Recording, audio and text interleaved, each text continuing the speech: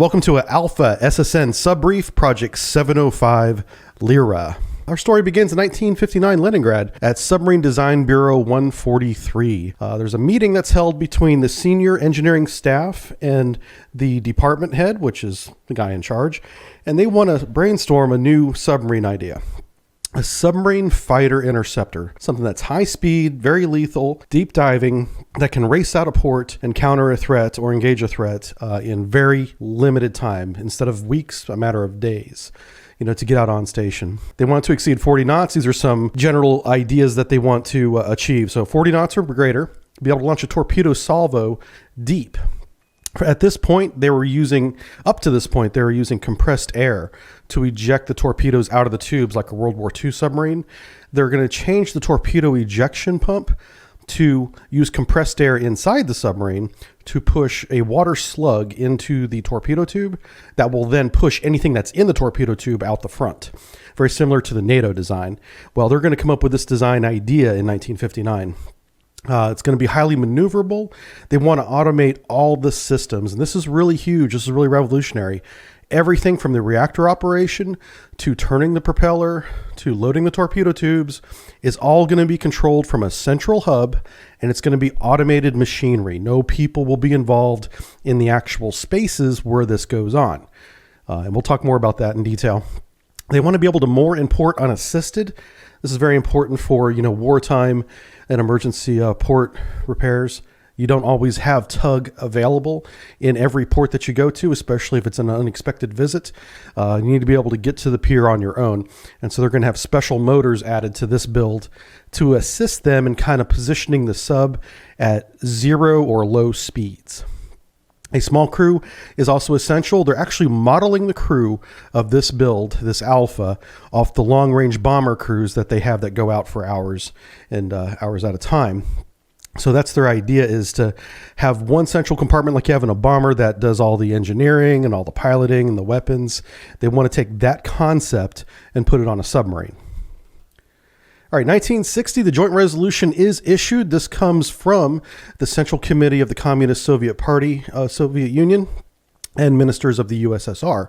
That's why it's a joint resolution. They come together and agree, yes, this idea, this submarine fighter interceptor is a good idea. Let's go ahead and build it. Let's fund it. Tell the Design Bureau to begin. And almost immediately, the Design Bureau runs into a problem. They have very specific limitations on how they can test nuclear-related programs. So a year later, in 1961, they come together again for a joint resolution to allow the scientific leadership to deviate from current procedures to develop nuclear technologies. This is a real risk because this is happening in Leningrad, which is known today as St. Petersburg, Russia. It's a high-density population, and they're going to be building an untested nuclear project in this shipyard. So it's pretty high risk if something goes wrong. And here they are. So it's designed by the Malachite Marine Engineering Bureau. That's the name it's known as today. And it's down there by Leningrad, St. Petersburg, Russia. That's also where the Admiralty shipyard is. And they're going to split the construction of these Alphas. They build 7 Alphas total. 4 will be in the Admiralty shipyard. 3 will be in the Northern Machine Building Enterprise N402 in Severodvinsk, Russia. And I'll be referring to the northern one as N402 for brevity from here on out. So 2 different shipyards, both on the western face of Russia, facing towards the Atlantic. All of these submarines, all of the Alphas, will be stationed out of the Northern Fleet, which is up there by Murmansk, the Polyari Inlet, off the Kola Peninsula, or on the Kola Peninsula. Okay, so let's get construction. Construction happens from 1968 to 1980. They built 7 of these, like I said. Here you can see one's being ready to be launched into the water. And so it has what looks like a shroud over the propeller that is actually a protective covering. And once it's launched, that will be removed. There's a couple good cross-section shots here where you can see the aft end of the submarine of the shaft coming out and how each compartment is kind of modeled together. But the big thing you should take from this is the double hull. Notice how the primary pressure hull, which is the inner hull, has ribbing around it. And around that ribbing will be a secondary hull put over the top of it. And that's a free flood area between the two hulls. It adds strength to the construction. And also I should point out, if you look closely at the lower right-hand corner photo, you can see the bow plane. A retractable bow plane to this point that goes inside the submarine horizontally had never been built. Not by the Americans, not by anybody. And so they're going to build that for the first time on these alphas. They're going to, you know, pull in and pull out horizontally after they're underway. This is the OK7 steam turbine generating 4,000 horsepower. That's a lot of horsepower for a relatively light submarine. So the power to weight ratio is very good in favor of speed and power. A lot like your modern race cars are high power, low drag. That's what the Alpha is all about. It's all about building speed. And this is the component right here that turns that nuclear energy into mechanical speed. It's the OK7 steam generating turbine. All right, so let's talk in detail about Project 705, the Alpha. It is double hull, as we said. It is a single shaft, and every one of them has a 5-bladed screw. So in the Navy, we call that a 1-5. Single shaft, 5-bladed screw. It has a titanium hull, which means it's very light and very strong. So titanium is a fantastic material to build submarines out of. It has the retractable bow planes, like we talked about. It has 6 watertight compartments. Compartment number 3 is where the crew eats, lives, and works. All the other compartments are automated systems for operation of the submarine. And we'll break those down. It has a pop-up rescue chamber, which is a revolutionary design. This is where if something goes terribly wrong, the crew can all get in this rescue chamber and pop up to the surface. It has 6 53-centimeter torpedo tubes. All the systems are automated, and we'll break them down individually. The escape pod for the crew, like I said, is in the sail, pops up. It is a liquid metal coolant reactor. This is the first time they've tried this. They use lead bismuth, which has a relatively low melting point compared to the nuclear fuel pellets. So it stays liquid as it cools it. That'll end up being a problem for this design, and one of the reasons why it didn't continue is this liquid metal coolant. All the electromechanical components are 400 hertz. They had been using 50 hertz up to now. The big thing with the 400 hertz mechanical is, one, it's more accurate on a mechanical dial because you have more frequencies per second, so it makes it more precise. But the other thing is it allows you to make that electrical mechanical component, the actual motor that will spin the dial, a lot smaller. So that's really what they were looking for. Is they're compressing everything. They're building the smallest nuclear reactor they've ever built to this point, with the smallest components on every system, and that's why they're using the 400 hertz. They have higher accuracy and a smaller build. And then finally, the reactor could reach full power in under a minute. This is huge. Now, today's modern nuclear reactors on submarines get very close to achieving this, but in 1960 and 70, this reactor being able to go from just being critical to being at maximum power, that transition time took much longer than a minute back then. But because it has this liquid metal, cooling it, it can change that temperature safely in a more rapid fashion, bringing it up to a full power faster than the NATO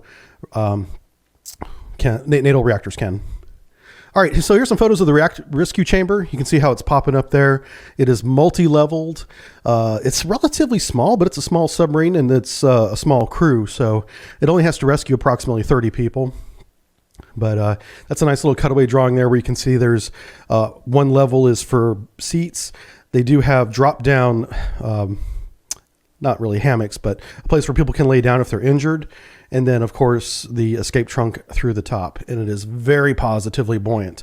So this thing could even be damaged with parts of it flooded out and it would still float. The NATO submarines, even to this day, don't have this. Okay, automated systems. Yeah, the first one we're going to talk about is the sonar system. It's called Ocean. So underway, they had one of their crewmen on watch. There's 8 people on watch at a time watching these systems. So one of them is actually dedicated to the sonar display all the time with headphones on and all that. And the sonar will call out contacts or display a brightness on a bearing. And then you can mechanically steer the sonar in the direction of the bearing, very similar to early NATO builds, and listen down that bearing. But without the call out from the sonar control system, the operator wouldn't have any indication of that there might be a contact out there. And this is in part of the problem with the sonar system called Ocean, that it's not that sensitive and it's not that good at calling out contacts. So unless you have a very vigilant operator mechanically searching, which let's assume that they did do that, just relying on the automated detection of the sonar system displaying something for you is not wise, because it's going to be very close and noisy before you actually detect it. And this is part of the reason why we believe the Akula sonar system, the Ocean, wasn't very good. It only had one operator, and it was really up to him to do a good search because the automated detection of the Ocean was not very sensitive. Okay, autonomous navigation was called Soyuz. The weapons handling system down in the torpedo room was called Sargon. Reactor radiation monitoring is called Alpha. And then the radio stations are Lightning, and the radar is Cove. Now, you may recognize the term Lightning for radio because they kept that name and the system for other builds with other subbriefs we talked about, like the Victor 3 and whatnot. Continuing the automated systems, because there are a ton of them, ship's time. Ship's time is very important because if all the systems are going to talk to each other, they all have to be on the same reference point for time. And that time system was called Platan or Platin. The announcing system was called Epsiloid. That's just so they can, call between stations. The periscope system, which you see a picture there, is called Signal. They had an automatic trim system called TAN, and this is huge. American submarines were not experimenting with the auto trim system until the design of the Seawolf, which was begun in the 80s. But the Seawolf, as you know, wasn't finished until much later in the 90s. And then they tried to go back and retrofit an automatic trim onto some 688s. The 688 that I was on, we often got experimental equipment, one of which was an automatic trim station added to the ballast control panel. And it did not work. It just simply was too slow. Whenever you're trimming a submarine, you need to kind of anticipate if you've over trimmed the bow or the stern, or, if one side is a little bit too heavy, and you kind of have a feel for how this trim comes. It's done manually in the American Navy because you need to anticipate a weight change or be able to feel a rise in the bow before, it actually happens. And so we never got this really down at the time. We're talking about in the 80s. Americans, we do have the automatic trim now, of course, but they had this designed back in the 60s and built it in the 70s. So they were decades ahead of us when it comes to automatic trim. And it's very hard to do. So kudos to them for getting it working. Combat control system is called Accord. And the auxiliary machinery systems, which is all the other systems that kind of connect everything together, whether it's hydraulics or the electrical buses. The system that controls all those other systems is called Rhythm. And that's a great name for it because it's kind of the rhythm or the heartbeat of the submarine. All right, here's a picture of the torpedo room. And like I said, it has 6 torpedo tubes. They're all the same size, 53 centimeter. It can launch mines, torpedoes. The rocket torpedo, the Shekval, is fired from these, can be. And there's also a rocket anti-submarine torpedo that can be launched, and then it rockets above the water for a fixed distance, and then it drops down a airdrop torpedo. And that's all fired from there. There's 6 tubes total. You can see the port sides are open, so you can kind of see inside there, and the starboard sides are shut. All right, the third compartment, I talked about this a little bit earlier. This is where everybody lived, dined, watched TV, and worked. So this is just the upper level here. This is also where the rescue chamber is, by the way. So this is Alpha upper level. This is the main control room or main command post, as it's translated from Russian to English. And this is where everything is controlled, from the reactor to loading the torpedo tubes to driving the ship. Everything is right here. And 8 people at a time will be on watch in this space. You can see kind of in the center there, if you go straight up, that's going up into the escape console, the escape chamber. The escape chamber is also where the bridge is at. So even if you're not using the escape chamber, you're going to be climbing up there to go to the bridge if you're on the surface transit. Just below this deck is the galley and the entertaining spaces, the wardroom, and below that is the berthing. The very bottom level is the barracks. So the racks and stuff are down there. Now, everybody on board this ship is an officer. So everybody eats in the wardroom. It's all done in the same space. There are a few warrant officers. Those are very, usually a senior enlisted person is awarded a warrant officer rank at his request, and he gets special training in the officer field, of command, and they become a warrant officer. So they usually have 25 or 26 officers and 5 or 6 warrant officers, bringing the total of the crew between 30 and 32. And that number varies a little bit.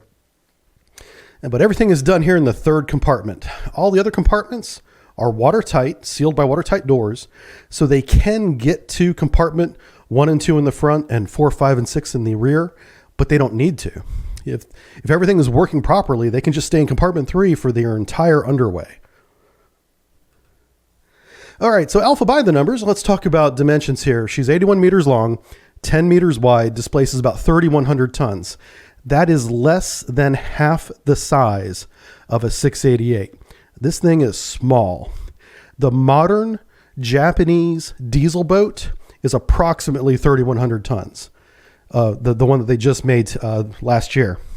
So this thing, being constructed back in the 70s, is very close in weight to what we're seeing diesel boats today. So it's very small and it's nuclear powered.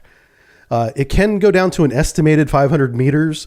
The actual test depth is very contested online. So we're kind of splitting the difference here and going with 500 meters, 1,640 feet, 1,640 feet.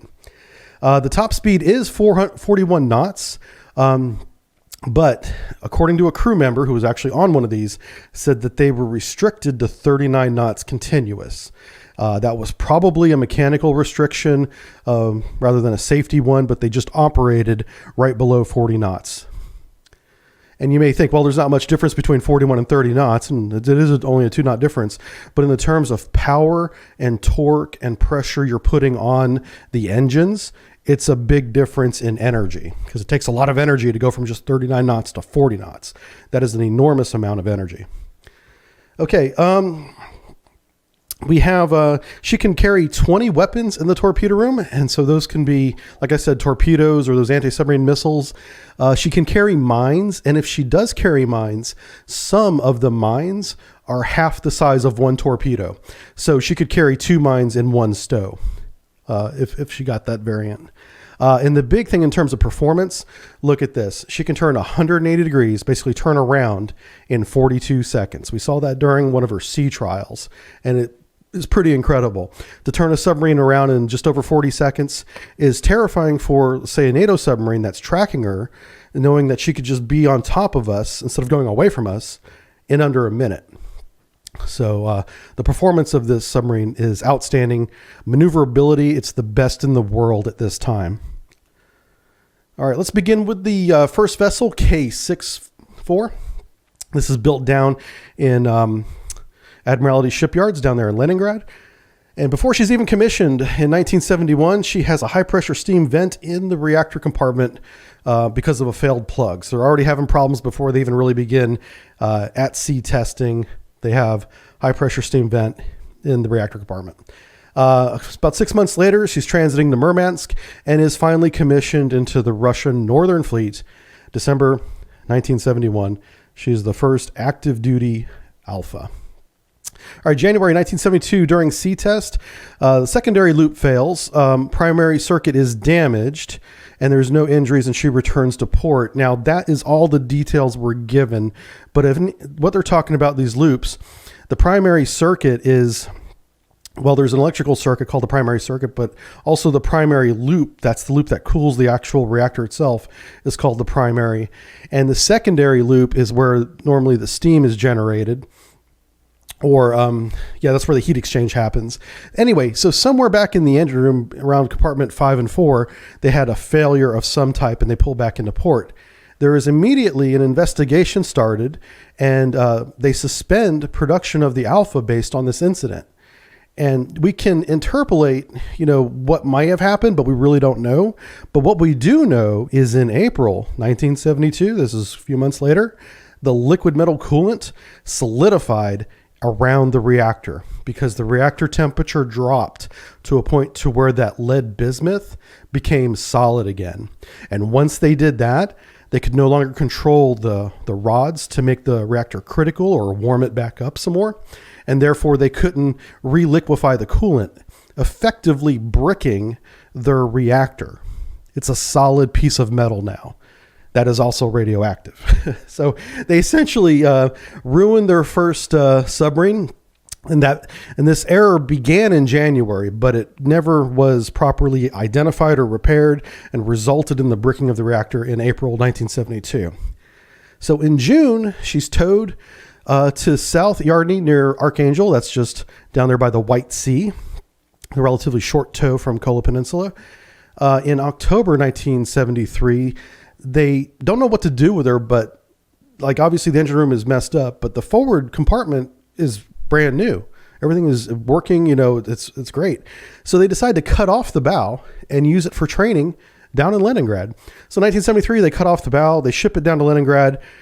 In January 1978, the reactor is mothballed safely, so that's no longer a problem. It took them years to do that, because now we're talking 1978 instead of 1973. And then finally in June 1978, the bow section that is in Leningrad, they decide they're not going to use it for training because of part scavenging. So they use some of the parts for future alphas, and there was some looting. In other words, people taking little souvenirs whenever they went to this training module, grabbing an alpha nameplate just for their own personal collection.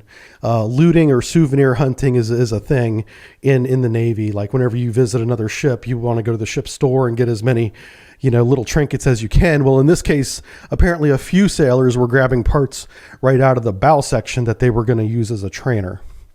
So effectively they couldn't use it after 1978. All right, so because of this failure, they started to look at the project. Like I said, they suspended the Alpha project. They're not building them at the moment. Some lay half built in dry docks right now, and they're stopping. So they're taking a look at this, and they're like, what do we need to do to keep this reactor from bricking itself again? One of the things that they do change is the shock mounts around the reactor. This has nothing to do with it bricking, but it's something that they do for this project 705K. Is they have improved shock mounts on the reactor vessel itself, and they design a new reactor with a different number of circulating loops and pumps called the OK550. So that's a different type of reactor for the same type of ship. So this different type of reactor gives it a new designation. So now there are two kinds of alphas as of this moment. This is a branching point for the alpha program. One branch goes to 705K, which is the new reactor design, and 705, which is the old reactor design, which they then continue to build. So 705K is only built up in factory N402 up in Severodvinsk. Severodvinsk will build 3 of these with this new reactor design. Admiralty shipyards down there in Leningrad continue to build the old design with the old reactor style. So we have 2 different shipyards building 2 different types of the same submarine.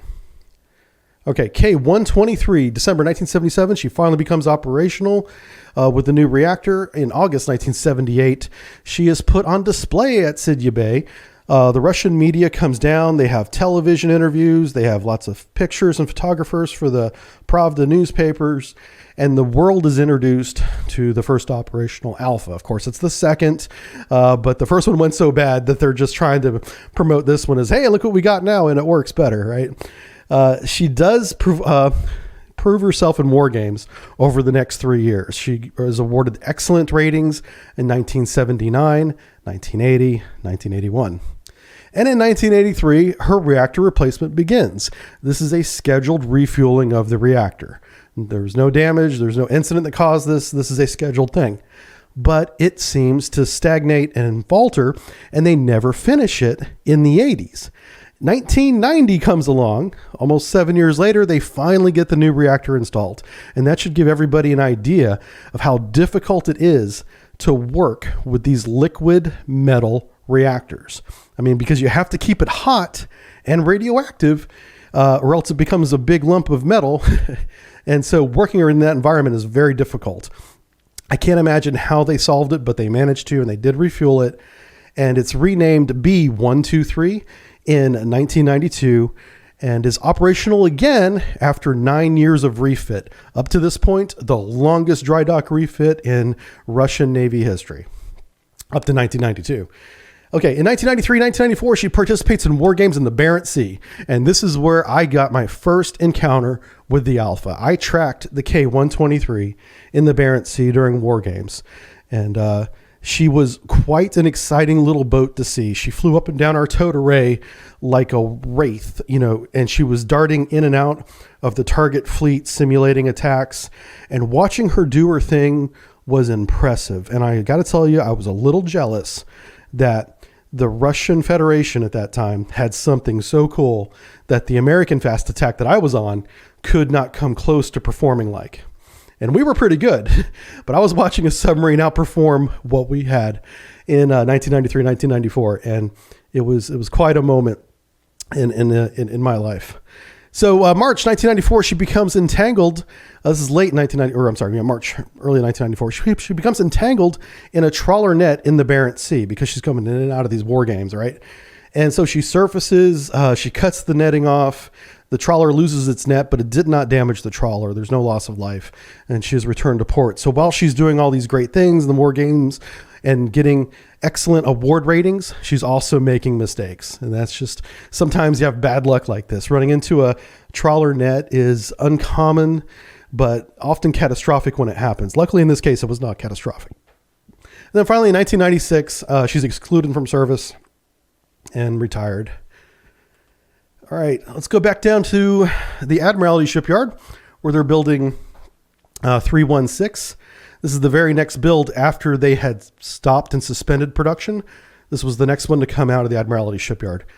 She enters service in 1978. In September 1980, she is clocked at 39 knots and 300 feet in the White Sea, which is really shallow. So we're operating at 39 knots at 300 feet in the White Sea, not necessarily very smart. You don't have much room for error.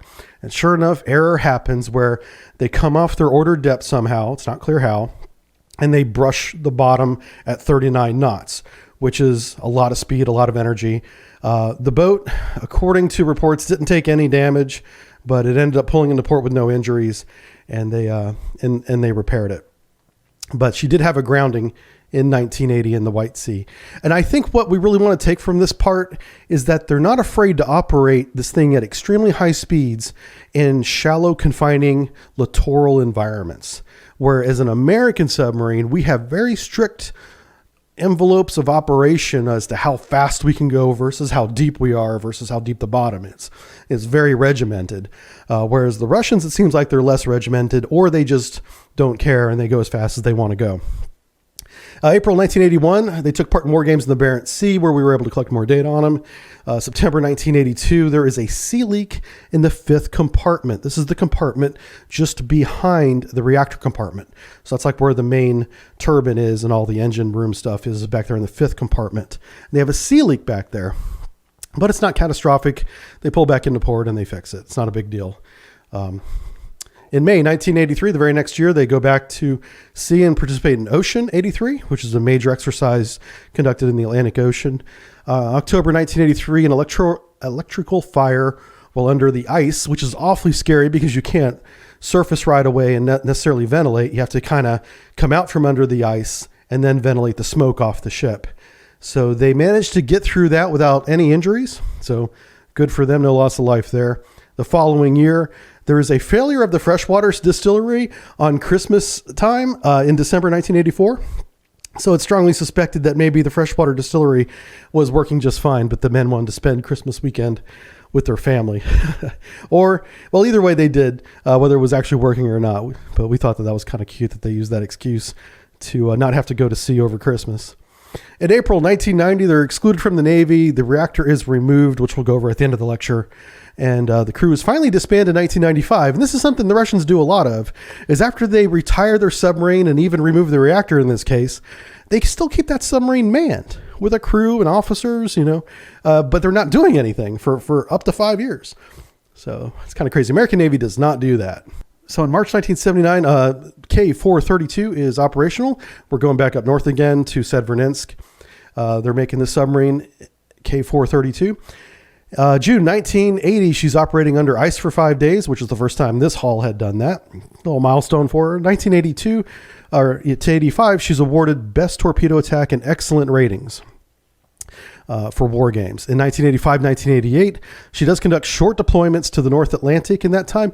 And this is really kind of a proof of concept for them, because the whole idea behind the Alpha program was to go to the Atlantic Ocean, attack the NATO fleets, and come back in a matter of days, and then repeat that process without a long break in between.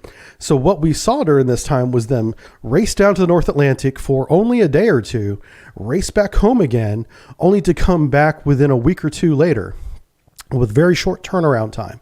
And that was to simulate multiple attacks onto NATO convoys as they try to reinforce Germany in case there's ever a war in Europe. And she was actually doing this between 1985 and 1988. And finally, in 1990 April, she is withdrawn from military service. K432. Okay, K373, December 1979, she's operational in the Northern Fleet. April 1980, she's fired 4 torpedoes in a single salvo. And this is the first time we've seen them do this. Now, they were designed to do this from the beginning, but it wasn't until 1980 we actually saw this in war games. And it's kind of terrifying that this submarine can go out, launch a wave of torpedoes, and then run away at 39 or 41 knots. And this really got NATO leaders' attention. They're like, we have a new problem, and it's called the Alpha, and we need to solve this. So in 1981, she conducts 2 short operations to the North Atlantic. Those are back-to-back deployments for a very short period of time. Again, a proof of concept. September 1982, the turbine compartment, which is just aft of the reactor compartment, is flooded during a dive because a valve was left out of position. And so because of that, the captain and the senior officer who was doing the lineup were both relieved of duty for cause, because that was a human error. It wasn't a mechanical failure. They actually flooded part of the turbine. They could have sunk the ship, but thankfully nothing that did not happen. They managed to return to port. But they did fire the captain for that and the person responsible for the valve position. Okay, April 1983, within 21 hours, this is a milestone, within 21 hours, less than a day of leaving port, they successfully submerge in the Barents Sea and detect a NATO submarine watching their war games. Their war games typically happen in the springtime. So, they're there doing their annual war games. They know that we're there watching them. And they got lucky on this case in that they dove and raced to where they thought we were. And sure enough, we were there. And they got a detection inside 21 hours. And that's important because no other submarine up to this point had gone underway and found, a target in less than a day. Not even NATO. It takes us forever to get to where they're at. But because we're right in their backyard, they were able to get one of our guys in 21 hours. In the very next year, in 1984, it collided with K-140, which is a Yankee-class submarine, damaging both submarines.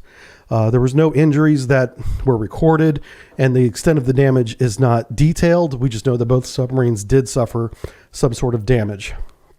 1985, 86, 87, again, participating in war games. The 1980s is a very active time for the Alpha class, and she did win Best Submarine in the Fleet, which is the top award. So K373 is the best submarine during those times. December 1989, while in dry dock, a reactor coolant accident occurred, throwing nuclear fuel from the vessel into the reactor compartment. The situation was assessed as very bad, and the Russian version of very bad is really bad in America. Okay, that's the translation there. If they're saying it's very bad, you can imagine how bad it might be. What they did, because they're on this surge where they come back and want to turn around again and go right back out to sea for a few weeks, is they threw lead bags on the top of the reactor vessel as shielding and said, shut the reactor compartment door, as it normally is, and let's go underway anyway. And even though this violated their safety protocols, they did their second surge patrol and come back, and they were not disciplined by the leadership because they had completed their mission. They completed 2 consecutive deployments within, a few weeks of each other in 1989, achieving their mission. And in their defense, if there is a radiation problem, having it in the reactor compartment is the best place for it to happen, because that's a shielded, isolated area that nobody's going to go in anyway. So there's really not much danger to the crew. But on the NATO side of things, we would never go underway with any kind of reactor problem whatsoever. It just would not happen. But the Russians operate different than NATO does. And this is a great example of it right here. Let's see. France funded the removal of and disposal of the reactor in 2009 rather. So whenever they decommed her, France funded the removal of the reactor. And this is kind of common, where Russia will decom a submarine and not be able to afford to safely store these reactors because they stay radioactive for, centuries. So they need to be stored in long-term storage, and that's very expensive. Well, France stepped up and paid for it in 2009. Okay. K-463, operational in Northern Fleet 1981.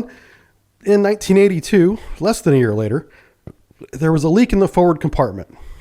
So somewhere in compartment 1 or 2, probably 2, there was a leak coming from the top of the compartment.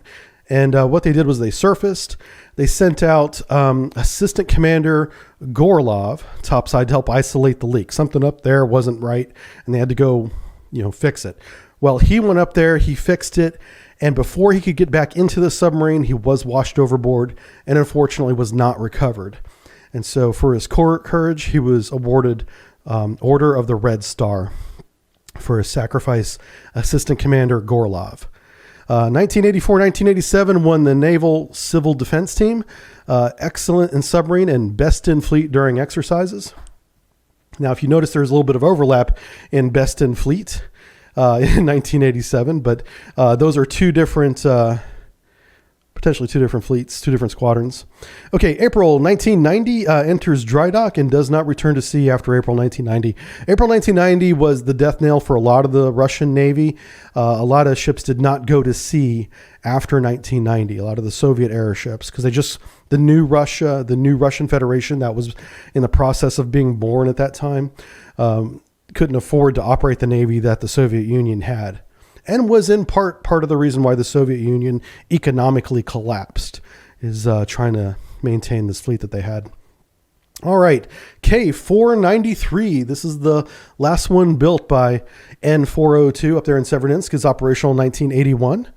Joins the Northern Fleet. Conducts Operation Ocean 83. It's a war game in the Atlantic. 1984, the failure of the CO2 scrubbers resulted in the crew using B-64 plates for CO2 removal during submerged operations. Now, this is a minor failure, but you really got to stay on top of it.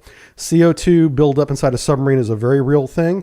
And the nice thing about CO2 for the crew is that it makes you feel relaxed and sleepy when you're actually suffocating yourself. So they had these plates that they would lay out that would passively just absorb CO2 from the air around it. And of course, there's air always circulating inside the submarine through the ventilation system. In the NATO Navy, we use curtains. Imagine a shower curtain that has this powder on it that absorbs CO2. And this curtain, as it absorbs CO2, gets heavier and heavier. So it's really cool that you lay this curtain out, you hang it down, air passes over it, you check it in an hour or two, and it's significantly heavier than it used to be whenever you first laid it out. But in this case, they use plates. Either way, it wasn't that big of a failure because they could always come up to the surface, ventilate like as if it's a diesel boat ventilating, and submerge again for another couple hours and race back home. They returned to port with no injuries. In 1985, they conducted 2 deployments to the Northern Atlantic. While in refit, the radioactive alloys contaminated the 4th compartment. That's the reactor compartment. They conducted a 2nd deployment with a high radioactivity in the reactor compartment. Again. And conducted short force of readiness patrols from 79 to... from 1987 to 1989. Those are, again, those short, go out for a week or two, come right back again. In April 1990, they remove it from active service. Again, April 1990, remember that date, because that is when a lot of ships do not go back to sea again, not just the alphas. All right, let's talk about decommissioning a reactor. This is a really dangerous process. The men you see in these pictures are very brave, and they know what they're doing. They have this process down, but even though they're very skilled, talented, and they exercise extreme safe measures, it's still an extremely dangerous process. So what you see here is the top of the reactor itself is visible right there, and you can see the control rods coming up from it. And the first thing that they have to do is they have a safety brief together. And then they go after their brief and everybody knows what's going on. People stay out in the control area with the TV cameras on, watching what's going on, while a smaller team of 4 or 5 men go into the fourth compartment, reactor vessel compartment, and attach locks onto the control rods. And they also prepare the vessel itself to be hoisted with a crane out of the submarine. That's what they're doing there, as well as taking a selfie picture, which I find hilarious. One of the things that they have to do is drain the coolant as much as possible with the reactor vessel in place. It's very key to get as much of this liquid lead bismuth concoction out of the coolant system as much as possible. This is a very toxic substance, and it's radioactive, so it's super bad for humans, the environment, and so they want to isolate as much of as this as possible before they do anything with the reactor itself. And you can see it draining into bins right there. So once that's done, they begin the process of removing the reactor vessel, which is very heavy. The size is misleading, even though it's relatively small compared to the submarine, which is also a very small submarine. That is an extremely heavy reactor vessel, and they're hoisting it out with that crane. The reactor removal process also includes an inversion. In other words, they turn it upside down to help facilitate the drainage of the lead bismuth liquid coolant. Any that can still be drained at this point, they try to get it out if they can. And that is reactor removal. Very dangerous process. All right, so why did the Soviets stop making the super sub? Well, this answer may surprise you as it surprised me. Russia recognized that there are multiple advantages to a submarine. There is a stealth advantage, there's a speed advantage, there's a weapon advantage.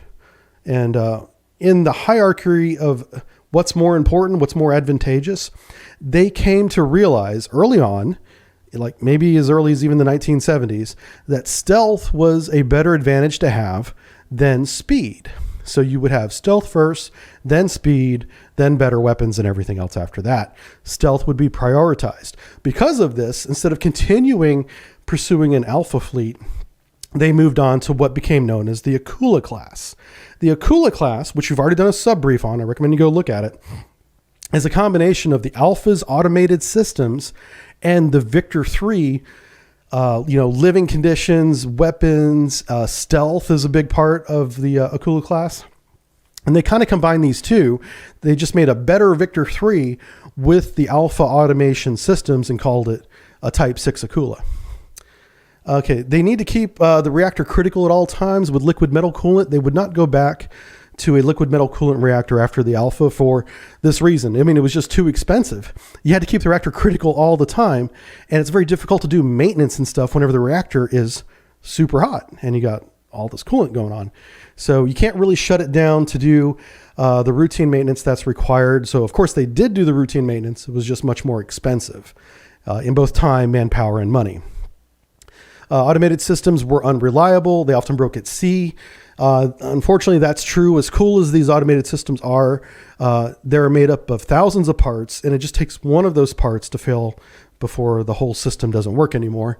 And so a lot of times they had degraded capability in their systems, even whenever they were operational. The automated sonar, as I previously said, was not as effective as a dedicated sonar team. Having more than one person with headphones on, searching for contacts will always be better than a machine. And it was certainly in this case. Liquid metal coolant also oxidizes, requiring replacement. So whereas a pressurized water reactor, like every other reactor up to this point, the water itself, is easily to replace. But if you have oxidation in a metal coolant, that is extremely difficult to replace. And keep in mind, the reactor's critical during the replacement process. This is really dangerous, really bad, really radioactive. So that's another reason why they didn't continue with this. Refueling the liquid metal reactor is dangerous, of course. The Soviets failed at the two-crew concept is another one. So the Americans, we use a two-crew concept where there are literally two crews for one submarine.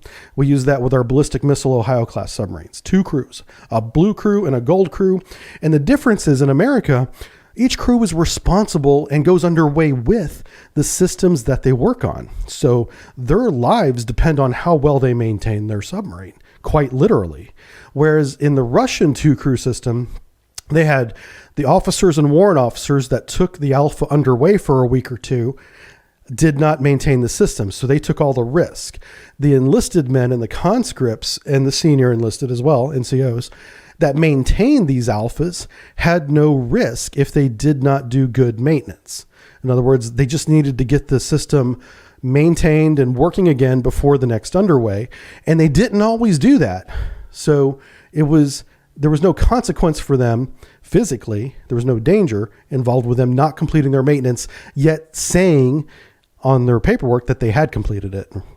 So there was a little bit of that going on, and that was probably a small part in why some of these systems were unreliable, in that there was no motivation, there was no skin in the game for the enlisted men to keep these systems in top working order, because they didn't have to go underway with them. And then finally, the last thing is perestroika. You may be familiar with that. Perestroika was a new way of thinking in Russia before the fall of Russia, and that led to budget cuts across everything, but also including the military, and simply didn't allow for maintaining the alpha. They could barely maintain the alpha with the Soviet Union exorbitant budget that they had, and with the perestroika, it just wasn't even possible. So they had to go back to a different way of thinking, building slightly larger submarines like the Akula that were still also fast, but not as expensive to maintain. And that's why they didn't continue building the Alpha.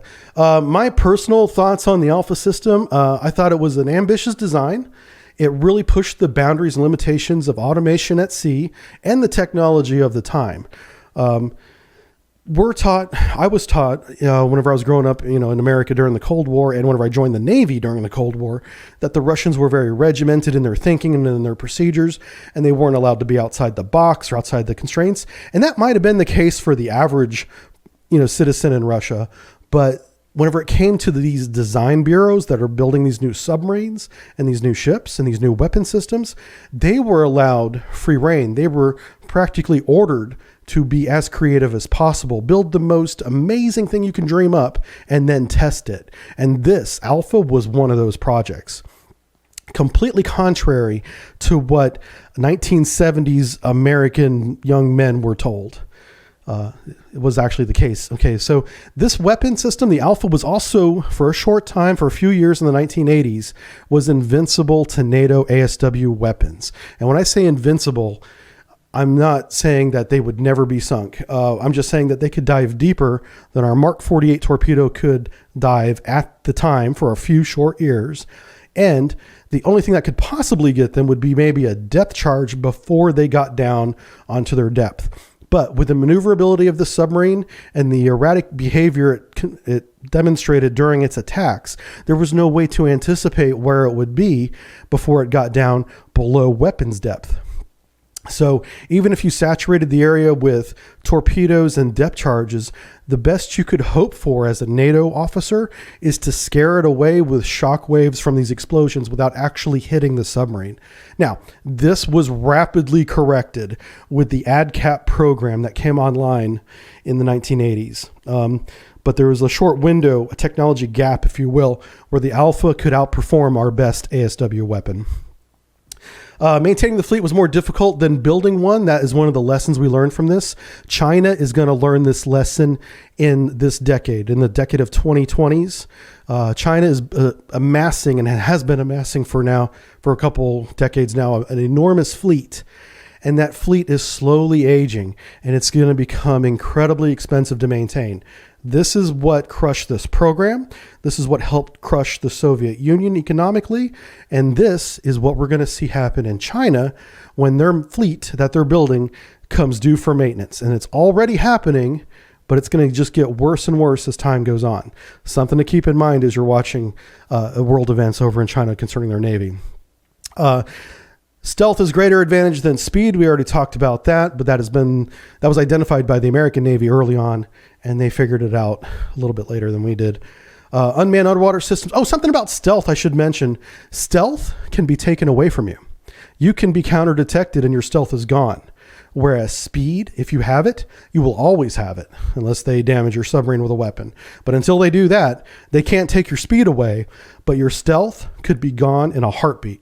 So even though stealth is a greater advantage, it's also more vulnerable because once you're counter detected, you don't have stealth anymore, but you will always have speed. And that's one thing the Alpha had, is even though she was noisy, she was so fast, she didn't care. You couldn't hit her with a weapon, so it didn't matter if you detected her. All right. Today's unmanned underwater vehicles are improved versions of the Alpha's automated systems. We see this a lot in Russia. They have a lot of unmanned underwater submarines right now, a lot of new programs. They're 100% automated, no people on board, and they're just more reliable automated versions of the systems begun with the Alpha program. The Soviet Union allowed their designers to be creative, kind of already talked about that, which is against everything we were taught growing up in America in the 1970s. And the Alpha is an iconic achievement in naval history, absolutely. Anytime when they talk about submarine history, especially in the 20th century, they're going to be talking about the Alpha. This thing was groundbreaking. It scared the pants off NATO. For a while, it was invincible. And if it just wasn't so difficult to maintain, it could have been a real game changer. But it was that one thing, the Achilles heel of the Alpha, is its maintenance. And if it hadn't been for that, they could have made a lot more of these, and it'd be a different world today. But the Alpha will remain iconic forever. All right, thanks for watching, everybody. This is the Alpha Subbrief. Hope you enjoyed it, and we'll see you in the next one. Bye.